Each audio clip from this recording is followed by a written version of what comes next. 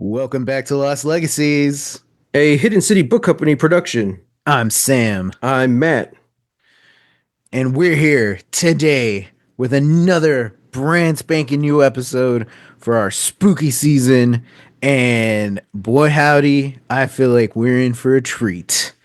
This is the second time I've seen this movie. Still my top movie of the year, and I kind of don't know if anything else is going to top it. Maybe Frankenstein, maybe not. We'll see. But yeah, today Matt and I are talking about 2025's Sinners, written and directed by Ryan Coogler. Matt, what'd you think of the movie? I loved it, dude. It was great. Yes, I hell definitely yeah, agree. Like, I don't know if any, granted, I don't watch a lot of movies, but I don't know if any other movie this year is even comes close to this.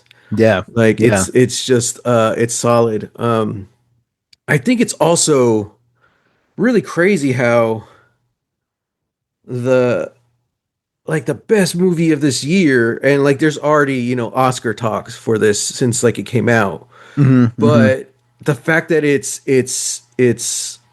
a horror movie just speaks volumes. yeah. I'm like, whoa, like this is insane. Yeah, there's a I feel like there's another horror movie this year that people were saying, yeah, this is probably one of the best movies of the year. I don't remember what it was. Do you think it was Weapons? Maybe. I know Weapons got a lot of hype. I don't really know what the reception was. Yeah, yeah. So, No, I think the general consensus was that Weapons is one of the yeah. top movies of the year. Also, released by Warner Brothers. So you know, Mm, with that on top of Superman also doing pretty well, I think Warner Brothers is having a pretty good year. That's why You they know, pushed back Mortal Kombat yeah, because they said we've already made more than enough money this year. Let's try and make money next year. So they pushed it like uh it was a bit. It was like like over till like 6 months. April. It was supposed to Yeah, come out, I want to say in like September or October, yeah, and something they like pushed it that. to April. I was like, Yeah, wow. yeah, That's nuts. that's wild. Yeah, man. So like everything about this, the acting, the script, the cinematography, just everything about this was so good. But because it's me, Uh huh. the best part was the music. I'm like, Yep. dude, like Yep. this is. I mean like without a doubt. Like this Mhm. is this is kind of the weird thing because like Delroy Lindo straight up told Ryan Coogler after he read the script, he's like, this isn't I don't see this as a horror movie. This Yeah, is yeah. this is a drama. Like this is Hmm. just true to life to the experience, Hmm. And he even had like input on like changing up some scenes and like how certain Hmm. scenes played out. But yeah, like when you really get down to it, this is like a horror historical drama musical. Kind of, yeah, yeah. Yeah, like not in like the traditional like musical sense, with like, oh yeah, like it I know there's a specific phrase, but like all of the music is happening in the scene, it's Right. nothing that like the world doesn't really know about. Yeah. It's like not everybody's spontaneously busting out into song and dancing, but like they are in these Mhm. specific moments. um You know what movie it's similar to? mm. Streets of Fire. Streets of Fire. I was just thinking about that. Yeah. Yeah, in a way, like you're not wrong. Like that's also like a musical where it's like, yes, like we have Yeah. built in these areas where we we are allowed to do that. We are allowed to Yeah. just bust out into song and sing, but it's Hmm. all under the pretext of, you know, And rock it shows. the idea of that, Streets of Fire is about like rock and roll concerts. This is about like the blues, Hmm. but like blues concerts. But the fact that they center it around music gives it the leeway to just go for it, to play it, Yeah.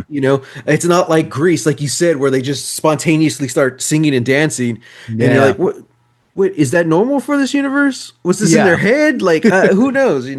Uh, so yeah, I mean, yeah, I mean, I don't know how you could do that in a way that doesn't revolve.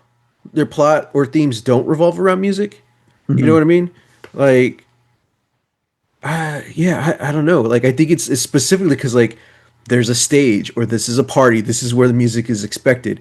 You Hmm. know, so Hmm. they're all like in-house bands, so they're able to do that. Um, I guess you could also compare it to the Blues Brothers, because although there are moments Mm. where everyone does burst out into song and dance, for the Yeah, most part, it does feel like almost like a mix of the two. You know, a lot of it is just bands playing on a stage, definitely. but because of the movie, the type of movie it is, we're gonna sit there and watch the full 3 to 5 minute song. Yeah, You know? yeah. Like we're still gonna have Aretha Franklin like coming out, from behind the counter to like Yeah. sing, Yeah. this whole song, And that But yeah, that part was very musical like, you know, and then the yeah. part with where With everyone's like singing and dancing in the streets, you yeah, the know. Ray Charles part, yeah. Yeah, but there's other parts, you know, especially the climax and then like when they go to the country western bar where it's just like no, Yeah. they're on stage performing, but we still treat it the same way, you Yeah. know. And that's very much what this movie had, you know, they set it up. It's such in a way it's like a love letter to just the blues, Oh, you know? 100%. Yeah. And it's just like, Yeah. and we're gonna take our time and we're gonna show it. And I'm like, nice, nice, Even okay. yeah, like even just like from the start, like once we like meet the twins, Hmm. what's Sammy joins them, like once we get what is it? Uh Wang Dang Doodle. Like once that song like starts to come in, it's like that's when it really becomes like kind of an almost like history of blues, Right. like in this musical form. Hmm. Yeah, Is even that just it? Which part is that song? that's like it's kind of just background music, but it's after the twins pick up Sammy, and then once Stack and Sammy go off on their own into town. Mm, That's kind of the song. Oh wait, no, I'm sorry. That's when Smoke goes off into town because hmm. he's gonna do business, and Yeah. get everybody to come. Like that song that's playing in the background. Like that's Wang Dang Okay. Doodle. Okay. Yeah. Yeah. Like everything everything about it, you know, and the plot and the character arcs and character traits, it all revolves around music, you know, and I Yeah. absolutely loved it.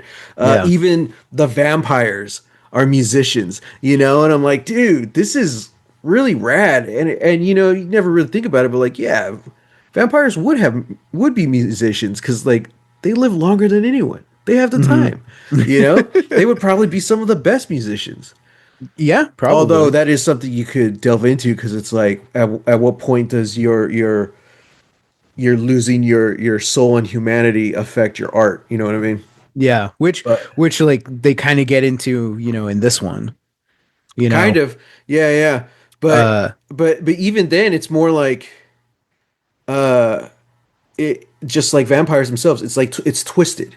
You mhm. know, I have no doubt about it that like there's feelings in their singing in their songs. And Remick, was that his name? Yes. Like he's the prime example. You know, shout out to Jack O'Connell. Like he has feelings, he has emotions, but it's almost like uh, uh through this filter of rage. You know, Yeah. Yeah. and yeah, they're singing like these church hymns and whatever, Hmm. but it almost seems like a bastardization of it. It's like a caricature, you know. It's just like Yeah. we're Yeah. playing a part, you know. We're gonna put on this mask, Yeah. and but then even in the final scene when they're saying the Our Father, you know, he even says he's like, you know, these words were forced upon, you know, me and my Hmm. family. It's like, but even hearing them again still brings some form of a comfort, you know. Yeah. So it's like there's still humanity in there, but it's just twisted, and that goes Yeah. back to what they were saying about like vampires are kind of the worst because it corrupts the soul. It doesn't really get rid of it. Yeah. And I was Yeah. like, Having oh, Annie, come up and say that like there are specific, evils in the world, like haints, like Yeah. they are this like bastardization, whereas like vampires are like yeah, it's like you said, they are the worst because the soul gets stuck in the body. It Yeah. can't cross over, it can't pass on, it can't join the ancestors. It's like, oh And man. and That like this was so refreshing because like I feel like vampires movies are just so well, I mean, everything's overdone. You can't say vampire movies are overdone. Everything's overdone. You know, right. zombies, ghosts, like Hmm. everything. We've seen it, Even werewolves. and werewolves. Yeah, we've seen it so many times before. But this was a very fresh way that it was almost like back to basics, Hmm. Hmm. and they focused like on the corruption side of it, and the evil. And I'm like, okay, I'm like, this is cool, this is Hmm. rad, And but then I also how like you have different, it brings in different belief systems, Hmm. Yeah, I mean the main character is essentially Sammy, Hmm. this preacher's kid.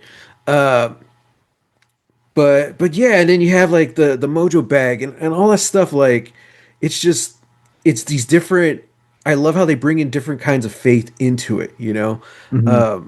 And I feel like something like that, which was last year we talked about Salem's Lot, and how Hmm. just one disappointed we were in it, in the remake.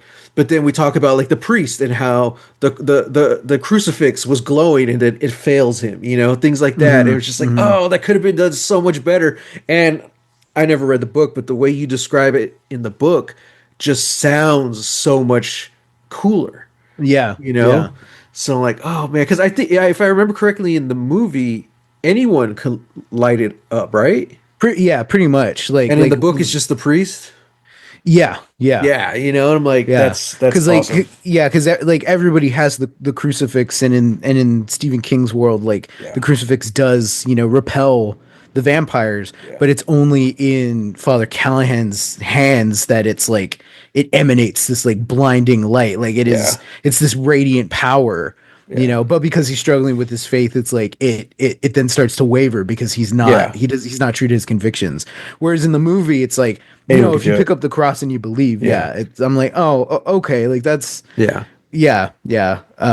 yeah. Which now that we've like parsed into the subject of religion, I kind of wanted to pick your brain on this Hmm. because you know that like again like Salem's Lot was kind of like that big point for us where it's like, oh, okay, like this is a modern vampire movie that brings in faith Hmm. into into the equation because I feel like one of the things that gets dropped a lot and pretty quickly in vampire movies is that aspect of faith.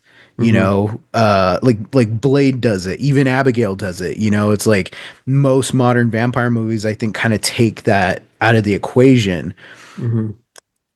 I wanted to know your thoughts on this movie where it's like you said, like there are multiple like faiths and beliefs that are Hmm. going around here, but specifically like it feels like the Catholic version of it is present and yet has no effect Hmm. on the vampires. And I wanted to know what your thoughts were on that. Well, I mean, I think this, we'll just say that maybe this preacher wasn't the best preacher. Yeah, It's yeah. very kind of Old Testament, hellfire, brimstone, Hmm. anything not of the church or God is evil. Hmm. Um, Using this like his son's plight to kind of further his own, agenda and the agenda of the church to be like sure. if I can get you to confess here, like that's testament to God's Yeah. will. And I mean, it could be that. It could just be like he was honestly trying to save his kid. Hmm. Like we don't really get too much into his story, so it could Yeah. literally be anything. But it's just more of the idea of that kind of belief. Anything other is evil. Yeah. And Yeah. it's like, although religion, especially like Christianity, is super old, it's not the oldest thing in human history. Right. There Right. was there was history and there was belief systems before that. And you know what? The world wasn't hell on earth before that Hmm. happened. Hmm. Who knows if maybe we're in hell on earth right now, if you just turn on the news, Whoa. like, you know Yeah. what I mean? Yeah. And so yeah, I mean, it's just the idea of the thing that the other is evil is pretty much this guy's kind of approach. And to me, it's heartbreaking because I'm someone who honestly believes, uh, if God gives you a gift, you got to use it, you Hmm. know? So like from the first scene, I'm like, oh, dude, no, man, you should be pushing your son, towards this, towards Yeah. the music, towards the light. Now, I do understand his thoughts on blues because definitely, women, Mhm. alcohol, like I can understand that. Like you Yeah. can debate that. But the fact of just like, no, all music's evil, even Hmm. Smokey at one point tells Sammy, he's like, if you want to play music, go play hymns, and I'm Hmm. like, yeah, I mean, you're not wrong, like put it to something good. Not saying that blues isn't, but it's just Hmm. like, just use that gift you have, so almost right off the bat, you're stepping into this very what's the word I'm saying? Not a very healthy approach to religion, Yeah. And then especially to cap it off in that final scene with Remick, where he's talking about that from, the Irish perspective of how they had, he doesn't outright say it, but they had Christianity shoved down their throats. Hmm. It's like that's like a continuing theme, and then the one bit of faith or any kind of spirituality or even dare I say magic that happens in this movie comes from what's her name? Annie. Annie, Yeah. The and Mojo bag. Yeah. yeah, and that's very, it's like damn, like okay, I love that. That's cool. Yeah. So I mean, that's just the approach they took. It's not. I'm not someone who's going to be like, oh, well, it should have been more even between that and the church. It's just like that's just not the Right. story. I mean, if you want to, let me how do I phrase it? Like, if you wanted to bring in like Catholicism in a good positive light, you have to have some kind of good positive character show up, Hmm. to do it.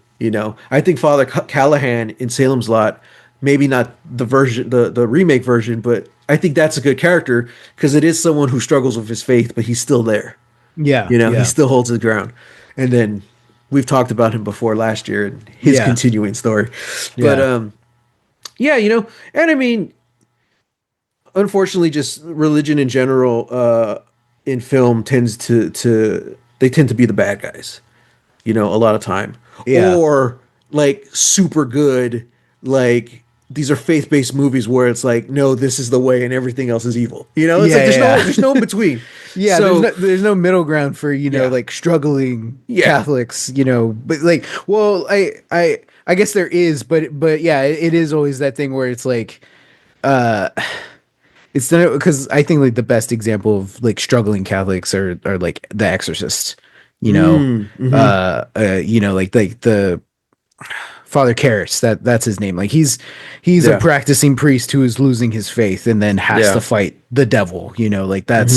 like that's kind of a thing. But I think in more like modern commercial terms, like if a Christian does show up, yeah, they're evil, or it is specifically in those like very Mm-hmm. like hyper like right wing propaganda movies, What was the movie? What was the Scorsese movie with Andrew Garfield and Adam Driver Uh,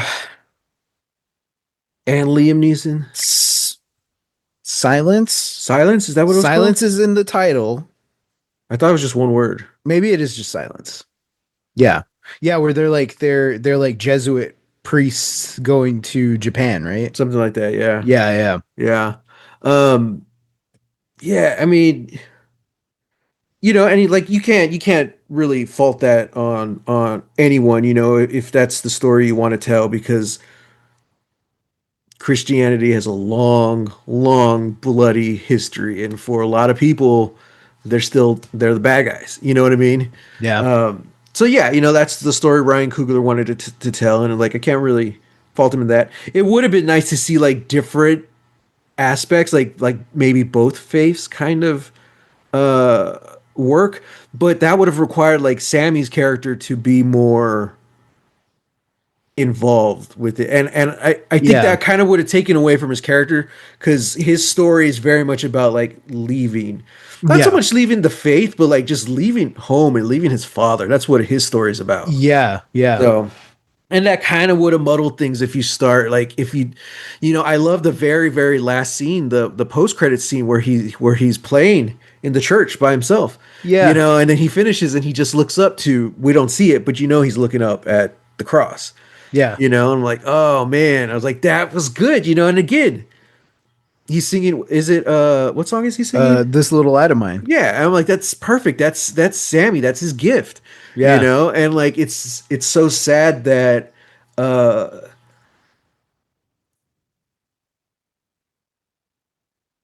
the faith slash his father is what pushes him away from it. Yeah. When that should have been the thing that solidified it. Yeah. And I was like, damn, that sucks. But also on topic of music, don't get angry Okay. and don't laugh. Uh-oh. But I was getting some Miami Vice vibes from this. Okay, like Oh, I said I wasn't gonna laugh.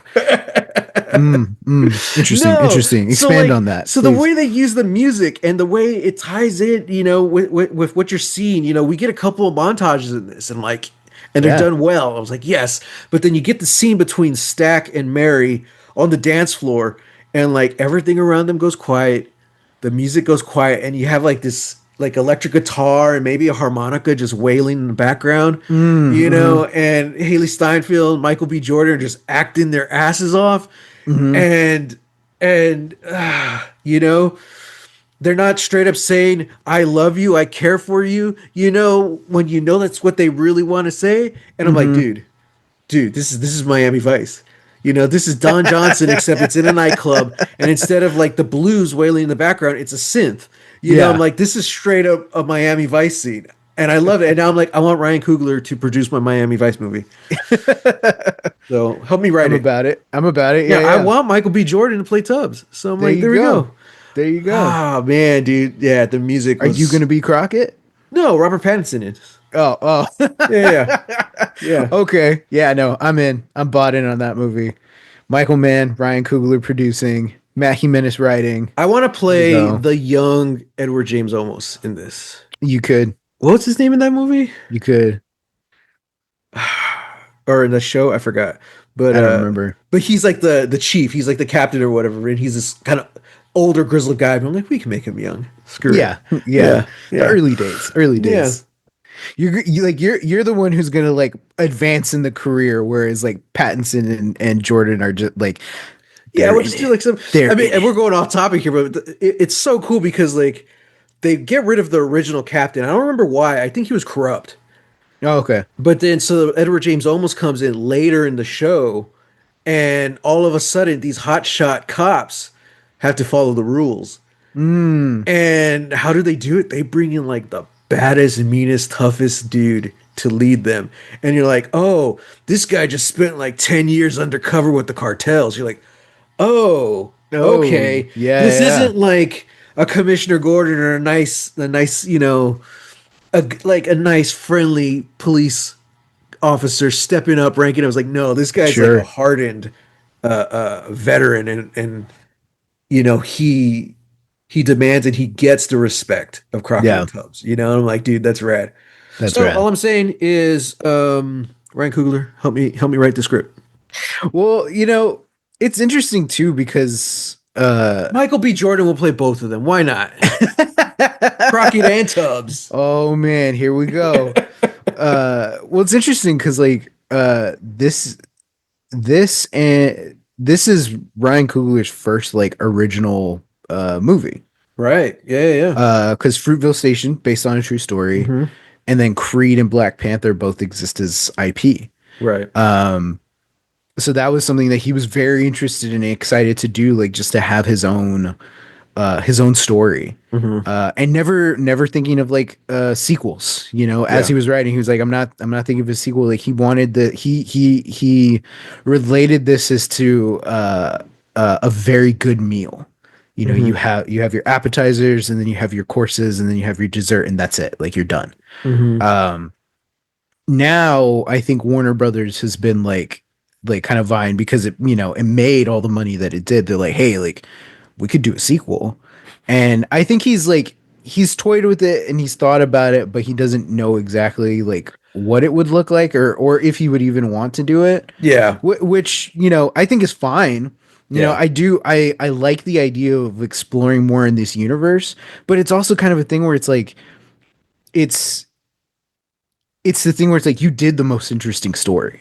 You did the story that like Yeah. needed to be told. Yeah. And anything else, like this is the most significant moment in every single person, every single character in the story's lives. Hmm. Nothing else tops this, you know? It would be interesting. Like I think it I, w- would. I, I would be interested in like the Choctaw like vampire hunters. Oh, for Like go sure. do a movie about I would them, love to see that. I wish they you were in it know? more I do because it too. was a cool little tease.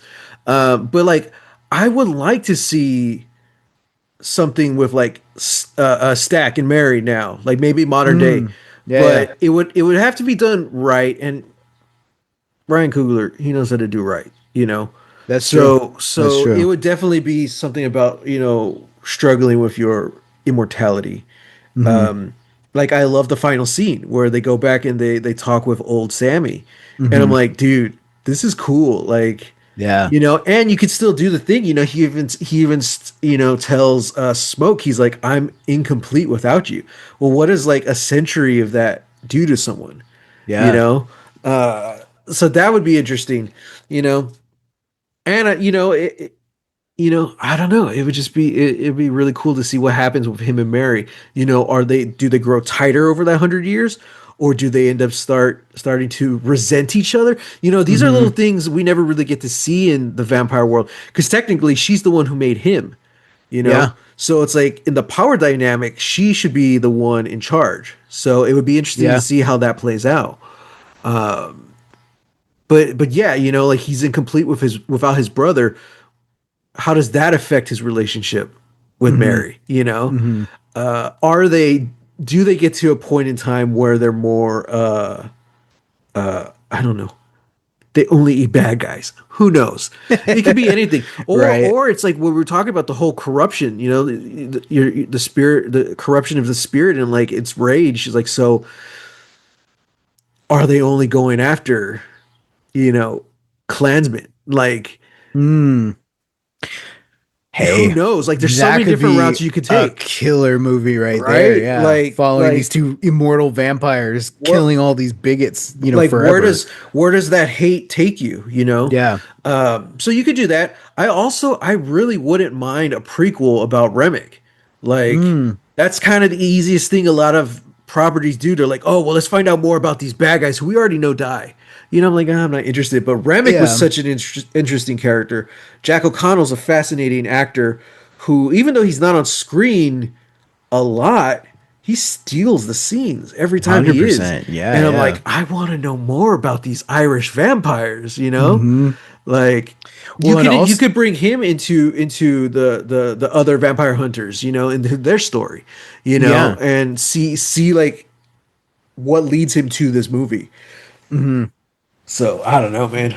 Yeah. And especially too, because like, if you think like timeline wise, like how much story is there? Like Yeah. the what Remick is talking about, where like you know the Catholics quote unquote drove the snakes out of Ireland, you know, which was Hmm. you know pushing out all the other faiths and beliefs, you know, in place of Catholicism. That I don't remember the specifics, but it was a very long time ago. And I think the number between that incident and the time period where Sinners takes place is about 1,300 years. Oh, geez. So he's old. I love the way he dies too, because it's like he's Yeah. not just another vampire. And that's the thing too. We never really get into the power dynamics of it, of Hmm. everyone saying like we're all the same here, we're all equal. I'm like, but Hmm. you're not. Like, this Well, guy's your boss. that's kind of a thing that you just have to see like play out, Yeah. which I kind of like. You know, like there was that we have like the initial like okay, they're vampires. Yeah. Here's how we kill them, and here's how we protect ourselves. And it's so quick because I feel like, yeah, Ryan Coogler's on the same level. It's like, I know horror movies. Everybody who watches this knows horror movies. Here's the rundown. Yeah. But where we see like how the vampire powers, Yeah. actually are and how they affect everybody around. It's all in it's all in the movement, it's in the speech. If you notice how Remick is always the first person to start something and then somebody else will follow him, like when he pulls out the guitar so they can sing Pick Poor Robin Clean. He's the first one that starts it, and then the other two like are also there. It's this thing of like he is it okay. We're gonna go a little bit deeper. So there's a reason why we get the Rocky Road to Dublin versus the piercing the veil scene in the juke joint, Hmm. and it's to show how completely different Remick's entire view is. Because the piercing the veil, like we that's the opening narration. Is that Where what is that the title of it or? no, well, that's not what it is. Like I don't know. I think there's like different words for it, but like the Conjuring the Spirit scene where like Sammy's playing the song and we get the Right. aspect Okay, so I ratio was and just like saying, all the isn't Piercing the Veil a band? Pierce the Veil is a Pierce the band. Veil, who is not in Yeah. this movie, Yes, not in this movie. and Um rightfully so. but yeah, like piercing the veil, conjuring the spirits is like that's what that scene is, where Sammy starts playing and it's right there in the opening narration where Annie's like, there are people who can do this, who can conjure the ancestors from both past and the future, and Hmm. all of this stuff. That's where Delroy Lindo's kind of like edited in where he's saying like this music is ours. We brought it from home and Yeah. nobody else can take it. Like we Yeah. we use this, it's magic. We heal from this. Like Hmm. and then we get that just amazing sequence where we have past and present and future just all coming in. The like Jimi Hendrix kind of standing with the electric guitar. Hmm. We've got the DJ. We got people doing crip walk. Like it's great, and we also have like some like Chinese dancers, coming in because Yeah. they're part of the scene as well. Like, Yeah. so it's like it's the ancestors of everybody who is there, who is present Right. for this moment, and it's Yeah. so beautiful, sharply juxtaposed. Oh, and it's so beautifully lit, like just the interior, and then we get to like the outside where it's like it's set on fire, and then they just get to dance underneath the stars, and you're Yeah. like, this is amazing. It's so beautiful. It's a beautiful just communion between everything, Hmm. between life and spirituality and us, sharply juxtaposed to this, these people doing the Rocky Road to Dublin in the dark, Hmm. and it's just them. Yeah. And he's the only one who's doing the jig, and he's the one who has to start it, and he's the one who sings, and Hmm. everybody else is coming around him, to like hype him up to also join in, Yeah. but they're just joining in. There is no communion. And Right. that's part of the bastardization of being the vampire is that Yeah. yes, you have your memory stretches so far back, but that's all it is. It's memory. There Hmm. is no more communion because you've been cursed, you've been tainted, you can't access any of that. And Right. so his whole view of Sammy is to try and do that, but he completely misunderstands that that's not how this power works. The power works because Sammy is who he is and he's free. Yeah. If he just becomes a vampire, you get the songs, but that's Yeah. it. You get Yeah. none of the connection. Like, so him trying to like connect back to his people, like that wouldn't work even if you got it, Hmm. but he's too far gone to see that. Yeah. Yeah. Yeah. Dude, how did they film this? Cause like the eyes of these vampires, like were they wearing Ooh. contacts? Yes. Cause I'm like, I Yes. don't think this is a digital effect. It Like, was, I think it's a combo of like slight digital effect when they change mhm. because they both have their pupils and then change to that. But then it's also like in camera technique and then contacts.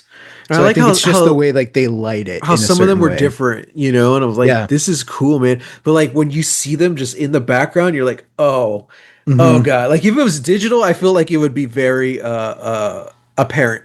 But no, they are still, you see them in the background, but they're still hidden.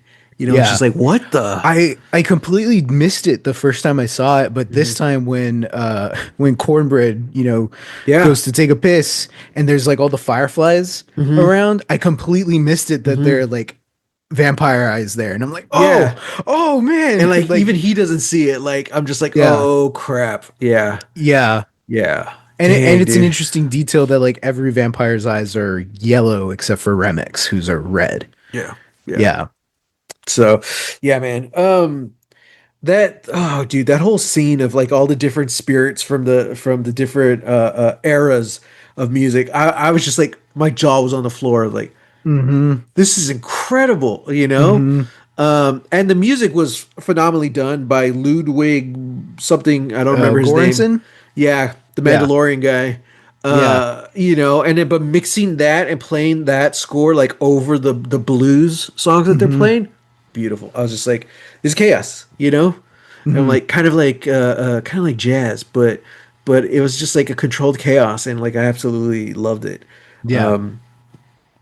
Yeah, man, this whole time I was watching the movie, I was like, you know what? It wasn't that scary. Honestly, I feel like the scariest part was the opening when Sammy goes into the church and we keep getting those flashes of Remick and everything that's going to happen. I was like, oh God, because like there isn't even audio cue for it. It's just like a flash. So, and if there Yeah. is an audio cue, it's like delayed. Because I remember seeing like the flash, the image before the audio. I was like, oh damn. But yeah, so I was thinking like, man, if it wasn't for the scares, if it wasn't for the gore, if it wasn't for the sex, if it wasn't for the violence, Dad would really like this movie. I had that exact same idea. I was like, man, like Yeah, there's so much of this that dad would really love. yeah, And then everything you just listed is like, nope, that yeah, he won't like it. He won't yeah. do it.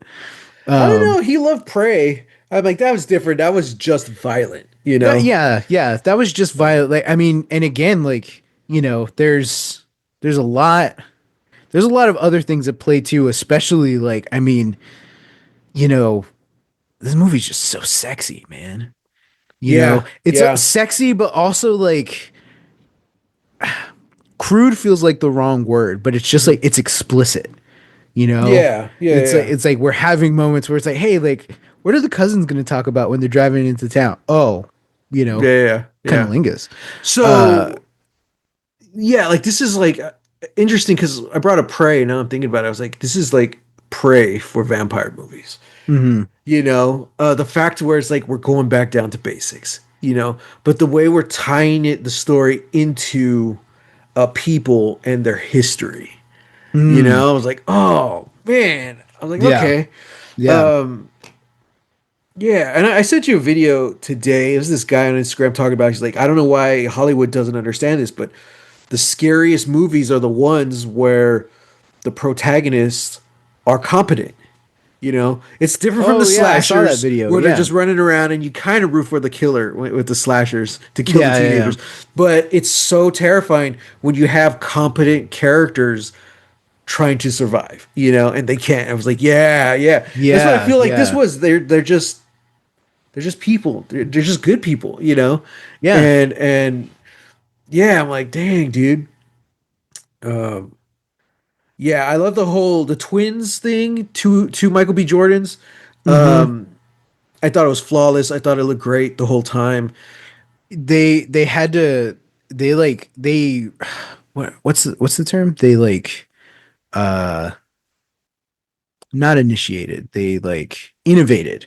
They Uh, innovated a way to like to do these two things. So like there was a body double yeah. who, like who was there for a lot of it, but they also had to like redo the scenes like with Michael B. Jordan as both Smoke and Stack, Right. but they also had this giant like rig on Hmm. his face called the Halo rig, which Hmm. is able to like do facial recognition and capture, like to the millisecond like Yeah. these things. So yeah, it's very interesting like looking at the behind the scenes where like Michael B. Jordan's wearing his costume, for the whole take, but he's got this big ass camera rig essentially on his head.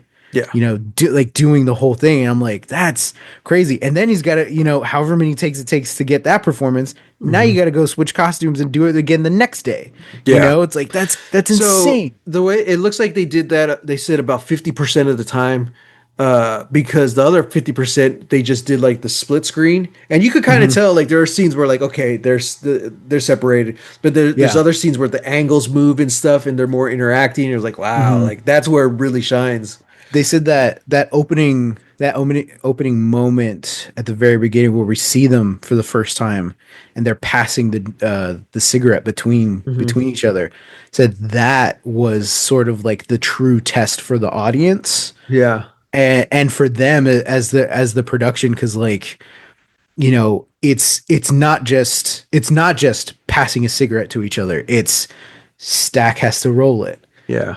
has to hand it to Smoke. Yeah. Smoke has to light it with a period accurate lighter, Hmm. has to get the puff, has to pass it. It's like Hmm. that's so intricate.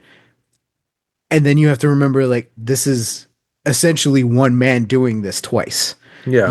at the same time. And it's like, yeah, so that was It's kind of a thing. impressive. It scared producers, but Ryan Coogler was like, no, we Yeah. got to get it. We got to get it. And yeah, And like, it was if never you the believe that, original. you're in. That was never the original goal, to have Yeah. Michael B. Jordan play both of them. So I'm like, so um that's awesome.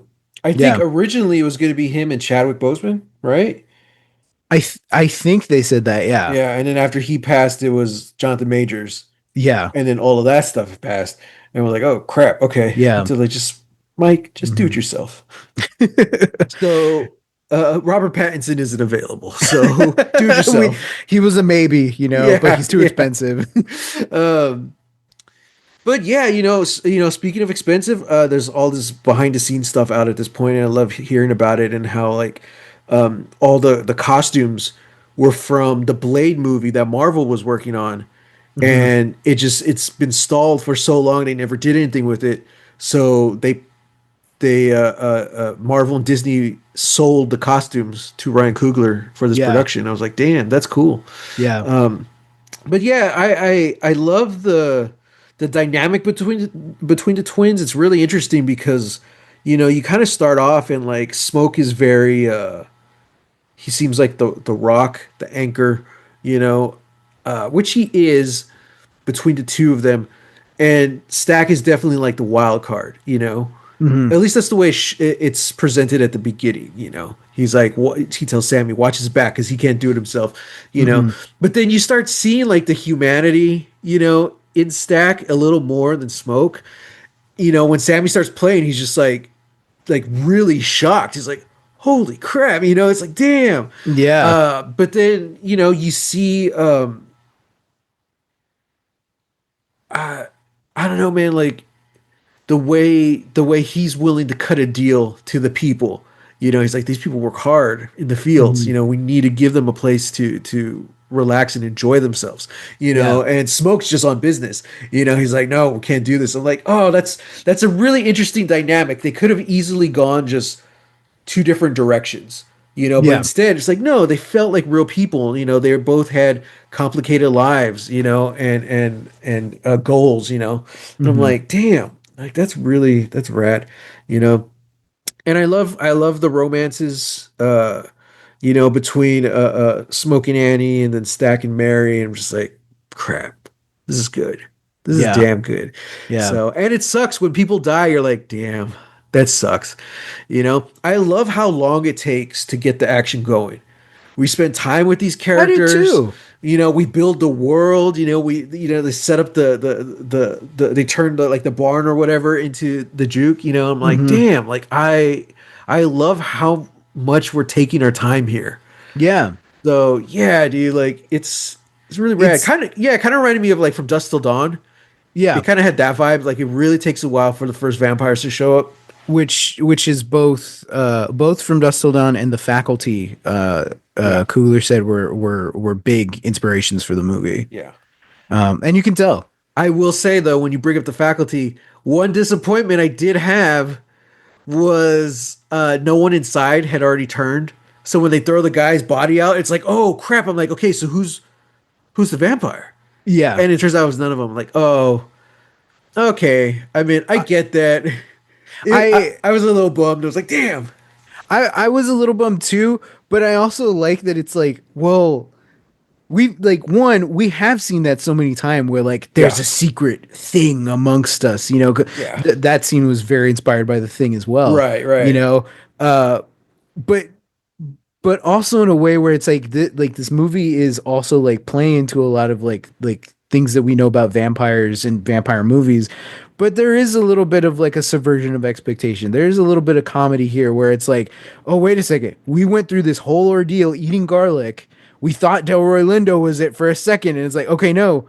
Yeah, Well, wait a second. If none of us is the vampire, oh, that guy was just drunk. Oh yeah, no. And like it adds a human element, you know, yeah, where I'm like, oh yeah, like that would suck if you just you got drunk and you passed out at the juke joint and everybody thought you were dead. yeah. It's like, It just oh his vomit looked like blood. You know, it was probably just yeah. whatever the beer was, Well, or I don't know. yeah, I think it was just that. And I'm like, oh, that does suck. And then they Yeah, were gonna let him in before and it's the same guy who cornbread got got him. his face cut open, right? Yeah. I was like, he had a bad night. He had a bad night, Yeah. man. So yeah. Yeah, man, I absolutely loved it.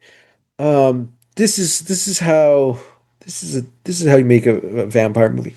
Mhm. It's no Abigail, but Oh my God. No, no, no, no, no, no, no. no. Let's not go This is there. definitely a 5 out of 5, 10 out of 10, you know. Mhm. Um, even better than Blade. Like like Whoa. and again, man, there we go. Learning from Prey. Let's just take our horror movies and set it in a different time period, and boom. You know, I wonder. Well, okay, because that's not necessarily always the case. You know, we got the last voyage of the Demeter like 2 years ago, Yeah, I which is never a saw it, period. You know, like but that's period. it was all And stuck on a boat. hey, there's some great movies where you're stuck on a boat. Yeah, but Master and Commander. but between You Prey and know. Sinners, stuck in one location is not part of that equation. Whoa, I think part of the equation is the world building. You need to bring your audience into this world, that's true. you Like know? that. Yeah, yeah, that is very true. I'll grant you that. Um, but yeah, I wonder. Like, I do wonder. Like, this is an interesting thing because I feel like we're at a weird time in like cinema right now where like I don't know I don't know what we're doing. You know, like Right. I don't know. And I think that's kind of true like especially like every decade, you know, it takes like up until like the middle or latter years of the decade to really like see like, oh, this is really what the decade's about, you Right. know, especially when it comes to art. Um and so it's interesting because I do feel like we've kind of like COVID really hit the industry hard, you know, in terms of like what got out, what got popular, like what was established, you know, and that was, you know, right at the beginning, you know, right at the beginning of the decade. So it's interesting to see like what are the movies that people are still talking about and what are they still going to be talking about, you Mm-hmm. know, 3 years from now, 5 years from now. I definitely feel like Nope is going to be up there. Mm-hmm. I think for me, for my money, like that's in contention with like movie of the decade.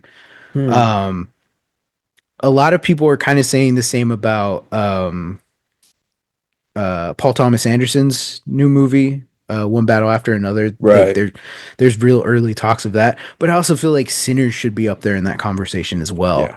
Um, Well, I mean, but yeah, I'll just straight up say, like, I think Sinners is a much stronger film than Nope was. I really enjoyed Nope, oh, but interesting. I feel like Okay. this one was just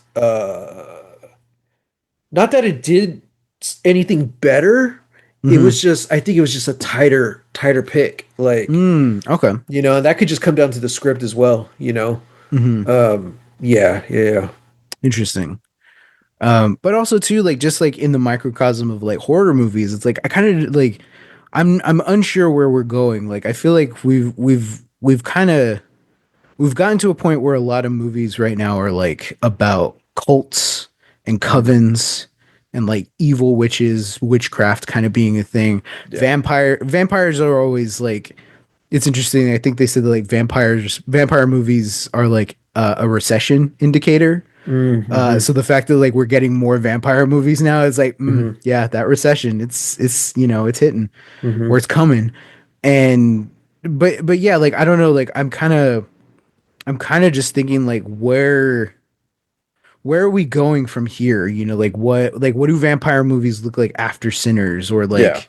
like like what's I feel like I guess what I'm looking for is like what's going to be the next thing, that I like that really scares us. like I don't really know on the scare factor or like from horror movies, but like just looking at these past 5 years of film, I Hmm. really think this decade is going to be the decade that hopefully resets everything. Mm, Like I think even before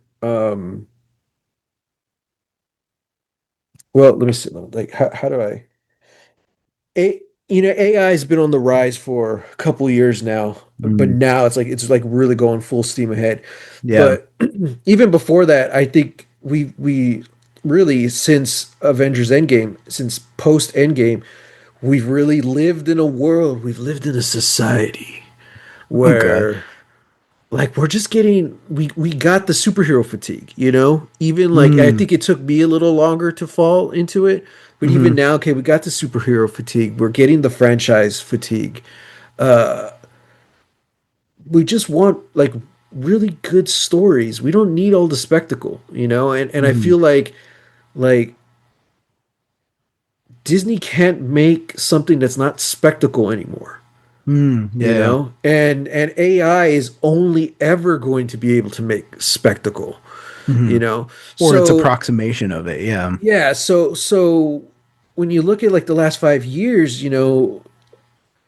like you said, Nope, Sinners, Dune. If you want to talk about a franchise movie that people are going to keep talking about years from now, it's Yeah. probably going to be Dune. Even though I wasn't a fan of the first one, I love the second one, and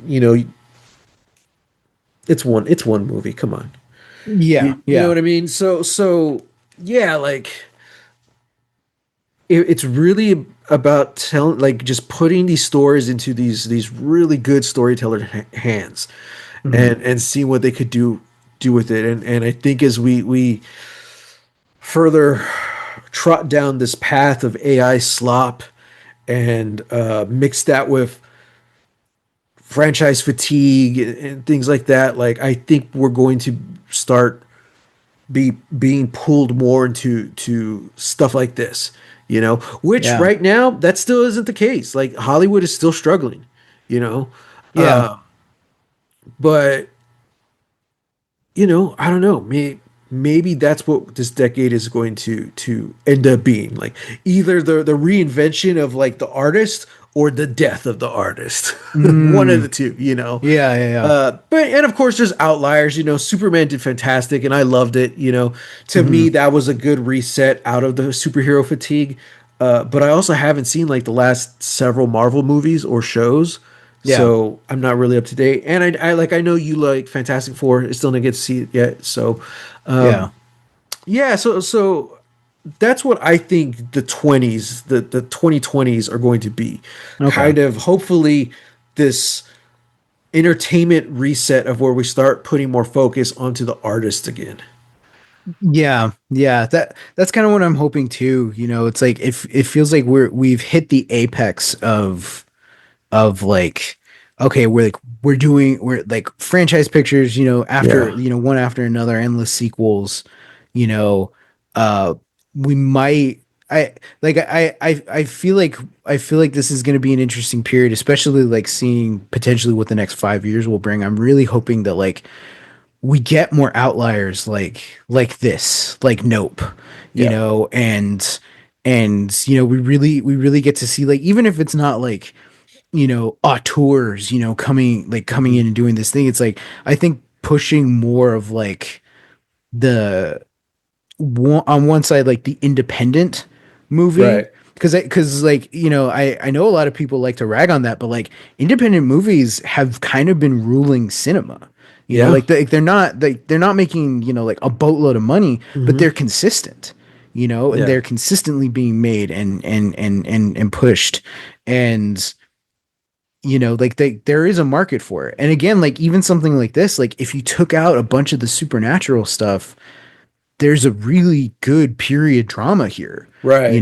that could potentially just be on its own. Yeah. Yeah. Um, but and yeah, so like I'm kind of hoping that we get like also like into that more, Yeah. like trusting the audience to sit with the movie and not have it be, you know, pure spectacle, because Right. I feel like there's a lot of that in, again, like, we talked about Nope last time, like that, and then also in here where it's like there is spectacle, but Yeah. it is grounded within the performance and within the story, within the Right. characters. Right.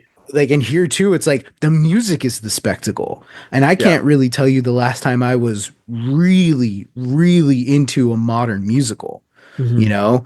So yeah, yeah, I'm hoping that we do like kind of like push more in that direction where Yeah. we don't have to have every single new movie that comes out is, going to kickstart a franchise or whatever. It's like, Yeah. no, like we can just have Sinners and then let Ryan Coogler do whatever else he wants to do. Yeah. Which, I was trying to get at earlier, but like the next project he has lined up is an X-Files movie. Right. Right. Right. Yeah. So it's like, okay, like he is a fan of that like property, and I'm like, Yeah. yeah, I'm gonna watch it for sure. Yeah.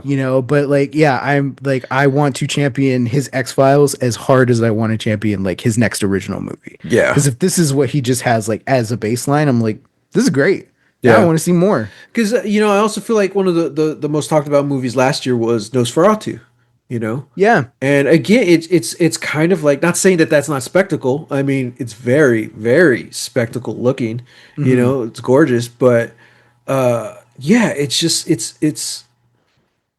I feel like we're starting to move back towards the artist. Hopefully, it's kind of like really interesting. I don't remember if we talked about this. We talked about Gen Z a couple episodes ago, Hmm. and I just read like this report or something where they're saying how it's kind of we're kind of seeing this more and more through everyone, but especially through Gen Z and now Gen Alpha, where part of their activism is who the brands they choose to support, you know? Yeah. And that's nothing new. We've talked about that a lot, but it's like, yeah, like we're looking at whole generations now who are boycotting products or brands. And it's like, yeah, because that doesn't represent their values and they're choosing their values as their priority, you know? Right. And I think it's starting to seep into the art as well. We want to know the brand. We want to know the story. A lot of people don't like Jared Leto. Yeah. Tron Ares failed miserably. You Hmm. know, Granted, a lot of people said even if Jared Leto wasn't in it, this movie was gonna bomb. Like it just wasn't good. Yeah. But the Yeah. fact that like they even have Jared Leto in Fortnite now, they're really banking on this being a success, and it's like no. Hmm. Also, they should have made this movie like 10 years ago. Yeah. But Yeah, but for that's sure. that's that's the point. That's part of the thing. Like so many people were just turned off as soon as you mentioned Jared Leto, and Disney Hmm. can't get that into their head. Like this guy is killing your franchises. Hmm. So Hmm. it's like the stories are just helping. The fact that this wasn't supposed to be Michael B. Jordan double billed film is like, oh, really? The fact that Ryan Coogler owns this movie, he Yeah. fought for this to own it. Yeah. That goes into the story. Nobody is talking about Mission Impossible: The Final Reckoning. What they're talking about is Tom Cruise and the stunts, but nobody's talking about the movie now. Nobody's going to be talking about it 10 years from now. Yeah. They'll still be talking about Tom Cruise though. Hmm. Speaking of which, Tom Cruise and Anna de Armas have split. They choose to Oh, remain professional, so good for her. Good for her. you're saying there's a chance, Yeah, put her in your Ryan Coogler produced Miami Vice movie. right? Oh, There you speaking go. of splits, Olivia Rodrigo apparently is splitting from her production and management team, and she's not seeking other management. People are Interesting. thinking she's trying to build her own. I was like, oh, okay. Ooh, I'm about it. Okay, or I could call her OR, but that just sounds too informal, so I call her I Or now. I thought we were calling her Orod. That's right. Orod. Yeah. You know, the more personal we get, the shorter the name. Oh, Yeah, yeah, true, yeah. true. Soon you're just gonna call her O. Oh, Hmm. yeah. Um. So yeah, you know the your story that you're making matters, but also your story matters. Your Yeah. I hate using the word brand because it's a very business type of thing, but Yeah. like the story around your story matters. You know, so the behind the scenes of Sinners matters to a lot of people. Yeah. Yeah. And you know that gets butts in seats. Now as far as the future of theaters, I do not know because Yeah. Yeah. Hollywood's struggling right now and that there's no end in sight, you Yeah. know. But as far as it really it's kind of hopeful to see that people are gravitating towards these I see I wouldn't even call this like this stuff indie even though you Oh know. yeah. Like no, I But wouldn't either. I was yeah, just but I using know it what you as mean. like How like for the another indie term. Yeah. movies in general have been like dominating. So Hmm. yeah, so I'm hoping we continue down that path, Yeah. and we'll just see what happens. So um yeah, all in all, great movie. Hell yeah. I'm glad you had fun. Yeah, can't wait for the sequel. Where was my Sinners popcorn container? What would it have been? What would it have been? It would have to be something ridiculous, you know. Yeah, Yeah. I don't know. No, nobody got their head cut off because I was gonna say it could just be a head. Uh Yeah, but it's always like somehow like themed. There's like they're oh, usually it's the good themed. guitar. It's the guitar, like the It's broken the guitar. yeah, That would it's be the cool. well, no, like it's the full guitar, but then you open up the silver, like Yeah. the silver part, and all the popcorn goes in there. Yeah. Yeah. Then you got to also like dig your hand in to like grab the guitar and grab the Yeah. popcorn on the inside. Oh man. There you go. We did Yeah. it. Hey, Um theaters, call me. You're yeah. welcome. The only thing we didn't really talk about was the actual ending. I loved it. I love how, Oh yeah, yeah. you know, Stack and Mary are still around in the Hmm. 90s, right? And they go visit Sammy. I Hmm. it has one of those things where it's like Lord of the Rings, like it doesn't know where to end. Except I was like, okay, I really like this. I don't like that they go to the end credits though, and then they pop up. Yeah, like that feels like a holdover from like Marvel, you know? Yeah, Like we ended our movie here with like a shot of Sammy, playing in, yeah. 1992 Chicago, and then that's it. And I'm like, I thought it was "Oh, brilliant. I thought it was a okay. brilliant indie. I was like, and it was so fast. I was like, Yeah." oh, that's cool. But then it kept going, and then there's the scene, The and whole like mid-credit scene. Yeah. it's not even mid credits. You know, it's like 15 seconds into it. Yeah. Like, That's true. Yeah, yeah. and it's not a short scene either. You know, and I'm like, wow, this is just part of your movie. Like Yeah. this should have been where you cut to credits, you know, because it had such they're two completely separate endings, but they both leave you off feeling good. Yeah. Question mark. It's just like, Yeah. yeah, I like that, you know. Um, that's kind of really my own complaint about the thing, you know, other than, you know, that guy not actually they're actually not being a vampire amongst them. Oh, But yeah, yeah.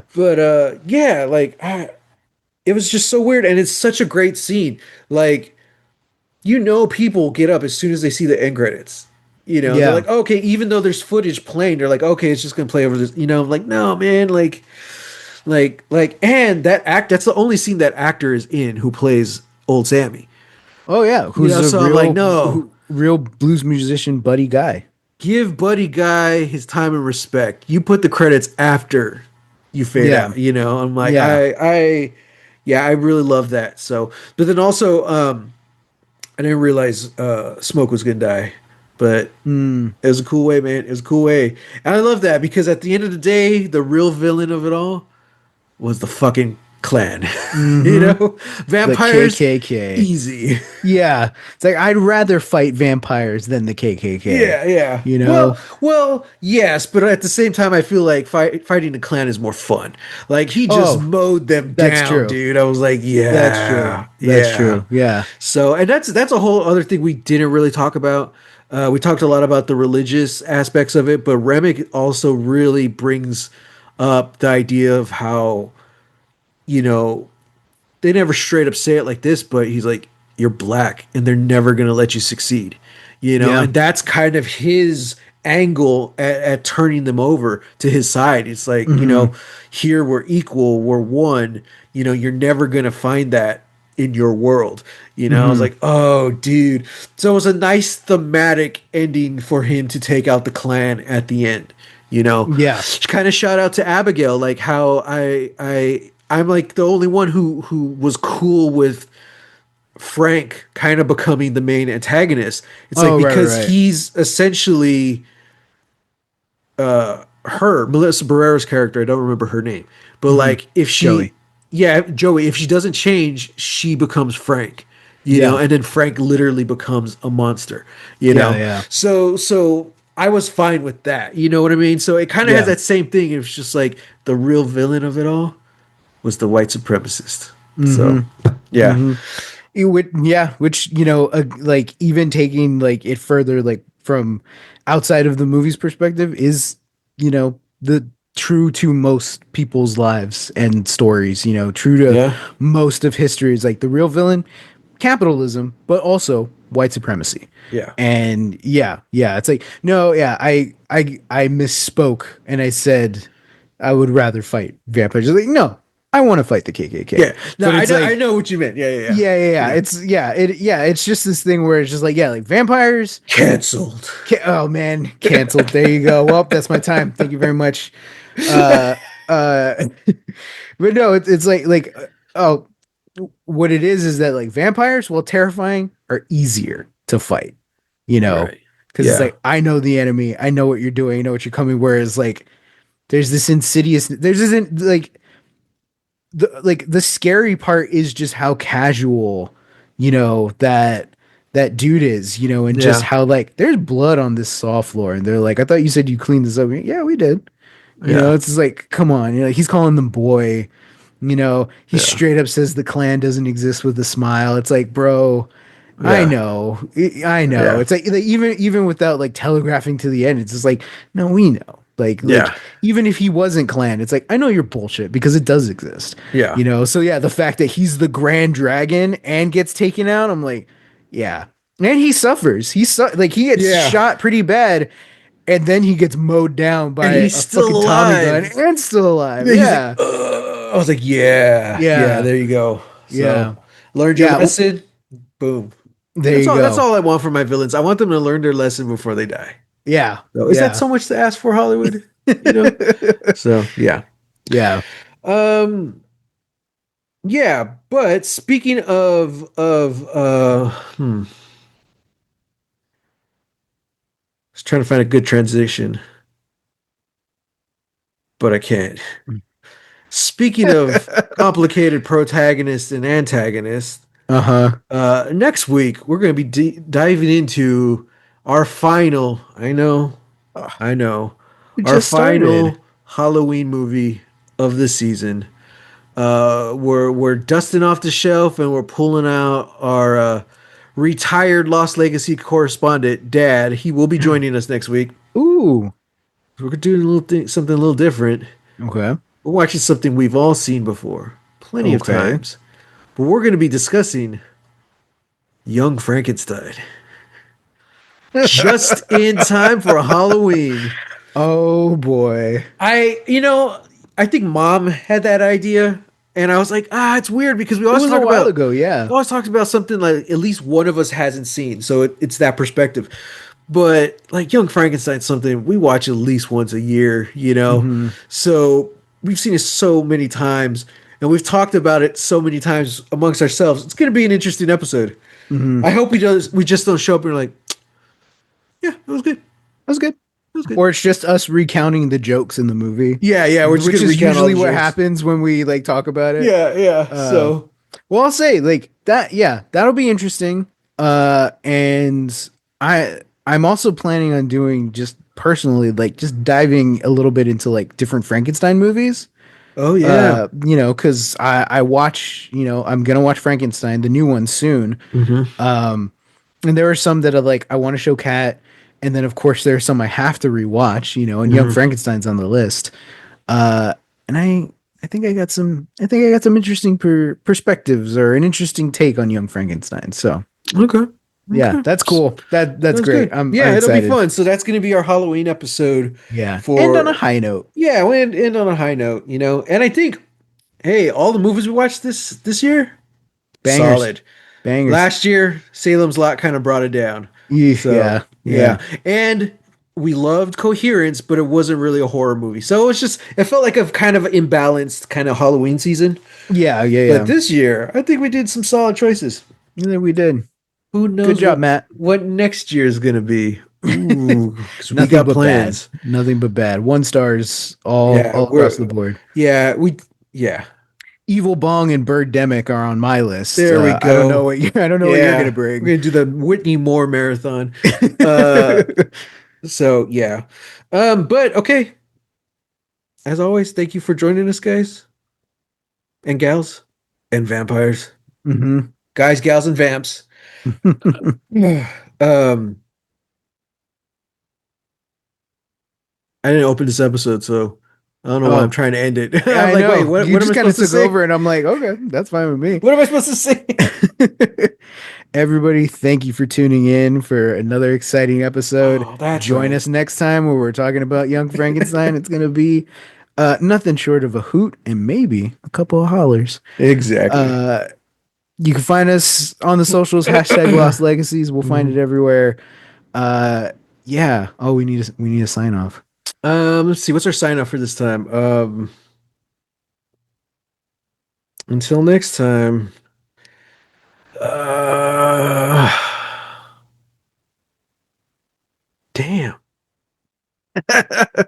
Yeah, We set a precedent, man, and it's really tough. I know. This is Um, what's killing us. This is what's killing engagement on YouTube for sure.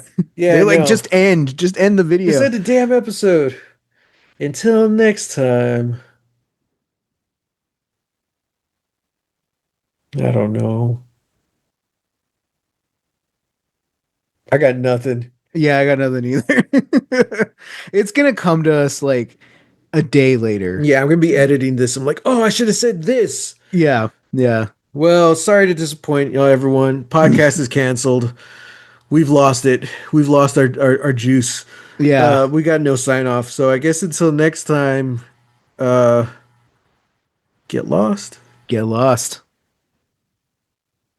I feel like a failure. This was a good episode until Wow, now. wow, wow. We did good. We did great.